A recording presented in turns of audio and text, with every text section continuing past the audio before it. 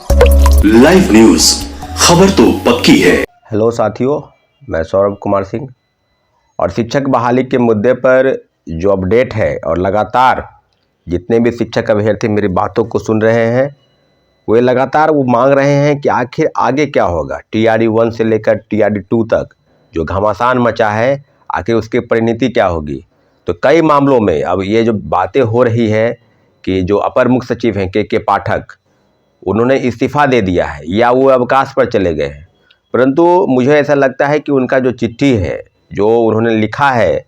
विभाग को लिखा है, उसके संदर्भ में मैं यही समझ सकता हूँ कि उन्होंने अवकाश के लिए जो है अपना पद जो है वो परित्याग किया है। मुझे लगता है कि उनका आना नितांत आवश्यक है। कई मामलों में मुझे लगता है कि जिस प्रकार से बिहार में शिक्षा व्यवस्था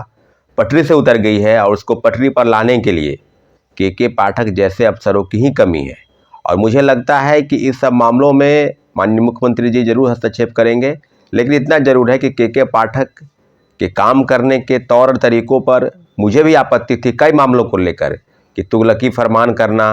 व्हाट्सएप चैट पर वो कार्रवाई कर देना, धूप पर अगर कोई आदमी धूप सेक रहा है उस पर कार्रवाई कर देना, शिक्षकों के बीच में ये जो खौफ पैदा था, आदि आदि कई चीज़ें, यहाँ तक कि जो प्रतिनिधि हैं, जनता के प्रतिनिधि, कई विधायक, MLC, उनकी आदि चीज़ों पर भी अपना हस्तक्षेप करना, कई लोगों का वेतन रोक देना, वाइस चांसलर तक का वेतन रोक देना। और कई मामलों में अगर कहा जाए तो के पाठक के कामों से जो शिक्षकों के बीच में और विद्यार्थियों के बीच में एक तरह का इमेज बना था, और खासकर बिहार में जो शिक्षा व्यवस्था बदली और बदलने की जो कवायद है उसमें के पाठक की अहम भूमिका रहती। परंतु मुझे लगता है कि के पाठक सर को वापस आना चाहिए, और कई मामलों में हम भी विरोध करते हैं के पाठक का, परंतु उनका पद से इस तरह से चले जाना मुझे लगता है न कहीं बिहार के लिए नुकसान है, शिक्षा जगत के लिए नुकसान है, और उम्मीद करते हैं कि जल्द से जल्द वे वापस अपने पद पर लौटेंगे।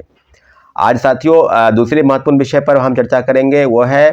कि क्या TRE 1 में जो पूरक परिणाम के लिए जो कोर्ट केस की तैयारी है, कोर्ट केस में फाइलिंग हो चुका है, ड्राफ्टिंग की प्रक्रिया में हम लोग हैं। फाइलिंग क्या कहने का मतलब कि जो डॉक्यूमेंट्स है सब सबमिट हो गए हैं, टाइपिंग हो रहा है, और उम्मीद करते हैं कि आज तक सब काम जो है कंप्लीट हो जाएगा, क्योंकि कोर्ट के संदर्भ में थोड़ा समय लगता है। इसलिए जितने भी साथी हैं सब धैर्य रखे बना के, फाइलिंग होने के बाद जो है उम्मीद करते हैं कि आप सबको हम अपडेट देंगे, लेकिन मुझे लगता है कि आज से कल तक में सब प्रक्रिया पूरी हो जाएगी।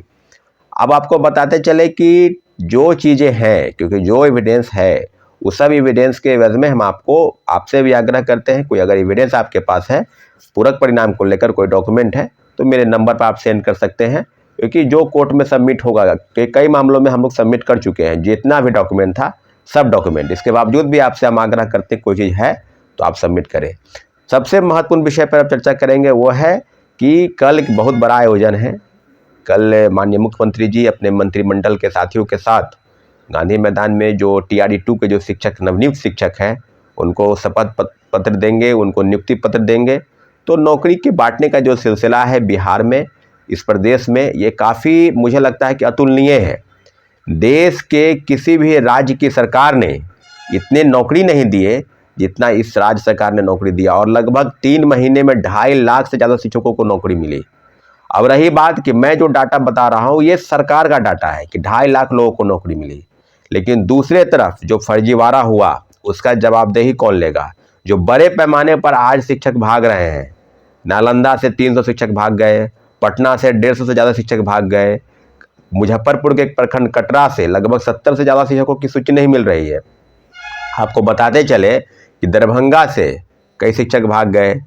कोई ऐसा जिला बाकी नहीं है, नालंदा से लेकर बक्सर से लेकर आपको औरंगाबाद, दरभंगा, मुजफ्फरपुर, सब जगह, जमुई, सब जगह, पटना। तो अब जो बातें हैं कि क्या बिहार सरकार की जो नीति थी और माननीय मुख्यमंत्री जी का जो शिक्षा के प्रति कि नौकरी देना है, शिक्षा व्यवस्था को बदलना है और BPSC परीक्षा लेगी, तो BPSC परीक्षा ली, नो डाउट बहुत फेयर तरीके से परीक्षा हुआ, परंतु परीक्षा के रिजल्ट के बाद, यानी जो रिजल्ट पब्लिकेशन हुआ उसके बाद जो हड़बड़ी में इस तरह की चीज़ें हुई, खासकर TRE 1 में, तो फर्जीवाड़ा का मुझे लगता है कि बेइंतहा पार कर गया।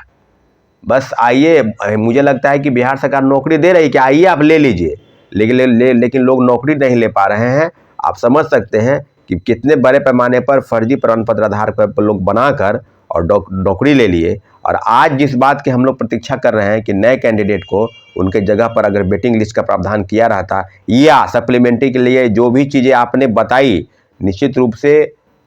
छात्रों अभ्यर्थियों के लिए आपने कोई रास्ता नहीं चुना, आपने कोई विकल्प नहीं रखा, बस यूं ही गोल गोल गोल गोल घुमाते रहे, बरगलाते रहे, डार्क में रखा शिक्षक अभ्यर्थियों को। तो पूरक परिणाम के लिए आपकी बातों पर आपने 25 अक्टूबर के ट्वीट के हवाले से बीपीएससी चेयरमैन ने स्पष्ट कहा था कि ड्रॉप आउट को बाहर करेंगे, मल्टीपल रिजल्ट है उनको बाहर करेंगे, और फर्जीवाड़े तरीके से जो बाहर होंगे तो फर्जीवाड़ा का तो हद हो गया। हम लोग तो स्पष्ट बोलते थे कि जांच चलनी चाहिए, और जांच जो हो रही है ना जिलों में, आप देखिए कि फोटो मिलान नहीं हो रहा है तो भाग रहे हैं लोग,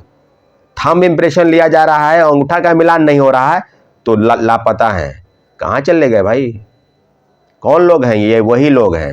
जिन्होंने बड़े पैमाने पर फर्जीवाड़ा किया, और हम लोगों के मिन में और हम लोगों के लिए जो भी चीज़ें हुई उसके लिए हम इतना ही कहेंगे कि बीपीएससी और शिक्षा विभाग ने मिलकर इस तरह के, माननीय मुख्यमंत्री जी के, क्योंकि इस तरह के कामों पर आपको संज्ञान लेना चाहिए, लेकिन जो चीज़ें हुई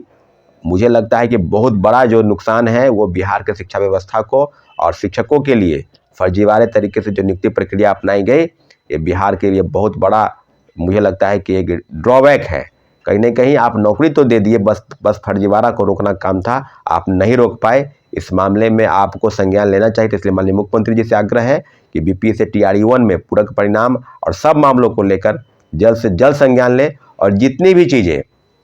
आपके संदर्भ में होगा कि छात्र और अभ्यर्थियों के मन में जो सवाल है उसके लिए भी आगे की लड़ाई जारी रहेगी। TRE 1 में पूरक परिणाम के लिए कोर्ट केस की तैयारी में, कोर्ट केस फाइलिंग की तैयारी को लेकर, और कई मामलों में फाइलिंग हो चुकी है। आपको बता दें इसके पहले 2-3 केस 4 केस हो चुका है।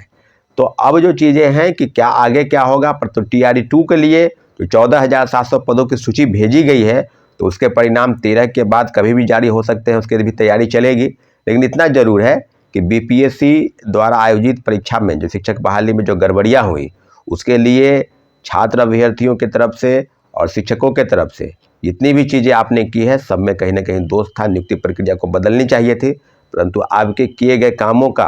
आज शिक्षक अभ्यर्थी कभी धरना प्रदर्शन पर, कभी घेराव पर, कभी सड़क पर उतरते हैं, कभी विभाग का घेराव करते हैं, कभी बीपीएससी ऑफिस जाते हैं, और हर जगह से तुगलकी फरमान जो आप निकालते हैं, ये कहीं ना कहीं मुझे लगता है कि शिक्षक अभ्यर्थियों के साथ धोखा और अन्याय है। इस अन्याय के खिलाफ हमारी लड़ाई जारी रहेगी। आप सभी शिक्षक अभ्यर्थियों से आग्रह है कि TRE 2 को लेकर जब भी बैठक बुलाई जाएगी आप आएंगे, परंतु TRE 1 के लिए जो कोर्ट केस की तैयारी है वो अंतिम है, कोर्ट केस फाइलिंग हो चुका है। अब आगे की लड़ाई के लिए हम लोग लड़ेंगे, लेकिन निश्चित रूप से अपनी लड़ाई को, अपनी मांग को हम लोग जारी रखेंगे साथियों। और आगे के विकल्प के तौर पर आपको हम बता दें कि TRE 1 के लिए भाषा, TRE 2 के लिए भाषा अर्हता, डोमिसाइल सर्टिफिकेट, विकलांगता सर्टिफिकेट, और जो फर्जी प्रमाण पत्र के आधार पर जितनी भी सूची है सबको लेकर हम जल्द से जल्द प्रेस कॉन्फ्रेंस भी बुलाने वाले हैं। इन सारे मामलों पर आपको हम अवगत करा देते हैं। लेकिन इतना ज़रूर है कि बीपीएससी TRE 1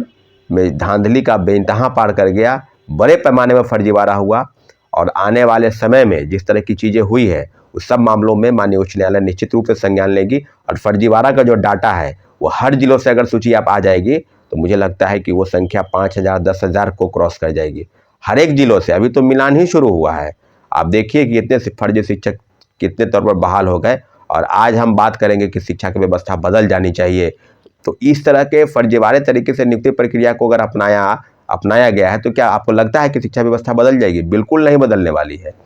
तो इसलिए सब लोगों से आग्रह है कि एकजुट रहिए, कमी भ्रष्टाचार के खिलाफ अपनी लड़ाई को मजबूत करना है। ठीक है साथियों, धन्यवाद, जय हिंद।